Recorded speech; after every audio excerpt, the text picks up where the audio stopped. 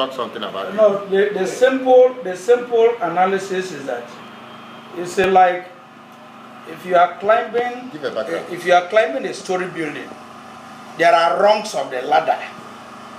These rungs, if you overstep one of them, it will stretch your legs, and if possible, if you are not careful, you can even falter and fall. Now, the leapfrog hypothesis in respect of development, the development of especially the LDCs, less developed countries, is that development is today acknowledged as a logical thing. There are certain logical steps you have to take consciously to be able to develop. And the first is to stabilize a polity. The second is looking at analyzing the entire economy based on both comparative advantage and distinctive advantage. So these days, most nations still depend on the Smithian theory of natural resources development nexus. That nexus no longer exists since the popularization of the human capital theory. You can have all the resources. If these resources cannot be harnessed and put into productive use, you cannot optimize the economy of these resources. So the leapfrog hypothesis is talking about nations that are development hungry. They are in a hurry to move forward. So in an attempt to move very fast, maybe faster than the West, they tangentially omitted two major steps of development. And these steps are, you have, the first step should have been technopolitics. A situation where a nation has to reform everything, including the constitution, land use reforms, nationhood, who belongs to a citizen, settle issues like citizenship and all that, to ensure that, even immigration laws, to ensure that the nation is stable. The nation has an identity, and the people will be proud of belonging to that nation.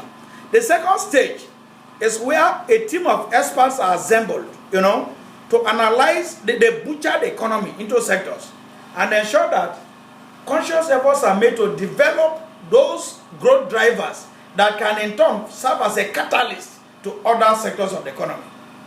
The third stage is, having developed these growth drivers, you now adopt your development paradigm can be technogenic. That is technogenesis. So in the case of Nigeria, we omitted the first step, technopolitics and technolysis, and we started with technogenesis. Let us, at independence, want to develop everything at the same time. We leapfrogged the first and the second stage. 50 years after, we have realized that the relevant building blocks of our nation were not actually put in place. We are now going back to police reforms, land reforms, constitutional reforms, power sector reforms, thereby starting all over. We have been able to rediscover ourselves 50 years after independence.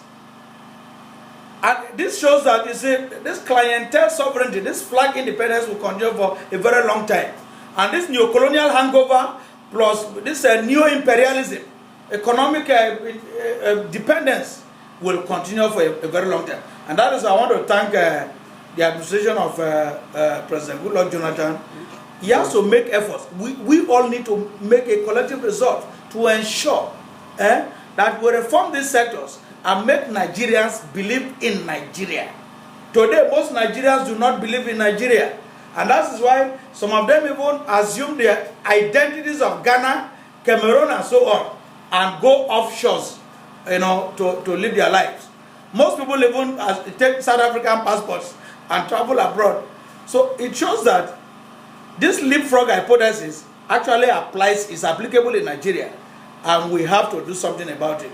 Let us go to the drawing board again and fast track our development by, ensuring that we reform all these sectors and make Nigerians who believe in this nation, so that sometime in the nearest future we can talk about techno-management, technocracy, and begin to transform Nigeria from this third world status to the first world status. Thank you.